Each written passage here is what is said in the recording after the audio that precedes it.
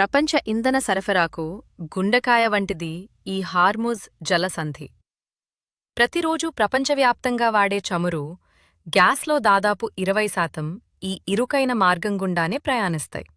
కాని ఈ కీలకమైన ధమని ఒక్కసారిగా మూసుకుపోతే ఏమవుతుందో మీరెప్పుడైనా ఊహించారా?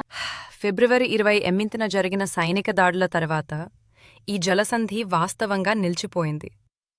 భద్రతా కారణాల దృష్ట్యా భారీ నౌకలు ప్రయాణాన్ని నిలిపివేయడంతో ప్రపంచ వాణిజ్యానికి అత్యంత ముఖ్యమైన ఈ మార్గం ఇప్పుడు నిర్మానుష్యంగా మారింది.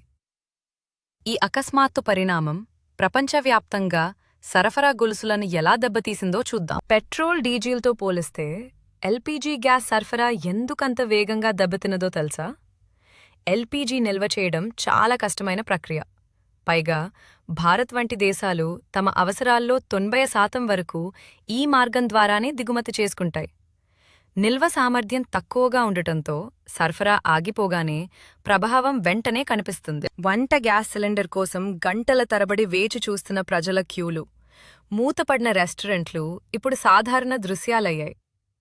ఒక చిన్న జలసంధిలో జరిగిన గొడవ సామాన్యుడి వంటింటి పొయ్యిని ఎలా ఆపేస్తుందో ఇది చూపిస్తోంది. ఇది కేవలం ఇంధన సమస్య కాదు, ఇది మన దైనందిన జీవితానికి సంబంధించిన సంక్షోభం. పరిస్థితిని అదుపులోకి తెచ్చేందుకు ప్రభుత్వం అత్యవసర చర్యలు చేపట్టింది. ప్రత్యామ్నాయ మార్గాల ద్వారా గ్యాస్ దిగుమతులను పెంచడం, నిల్వలను పంపిణీ చేయటం వంటి పనులు వేగవంతం చేశారు. అయినా అంతర్జాతీయ ఉద్రిక్తతలు సద్దుమణగనిదే. ఈ అనిశ్చితి కొనసాగుతూనే ఉంటుంది. ఈ సంక్షోభం మనకు ఒక ముఖ్యమైన పాఠాన్ని నేర్పింది. ఇంధన భద్రత విషయంలో మనం ఎంతటి ప్రమాదకరమైన స్థితిలో ఉన్నామో ఇది గుర్తుచేస్తోంది. భవిష్యత్తులో ఇటువంటి ఇబ్బందులు రాకుండా మనం ప్రత్యామ్నాయ ఇంధన వనరుల వైపు ఎంత వేగంగా అడుగులు వేస్తామనేదే ఇప్పుడు అసలైన ప్రశ్న.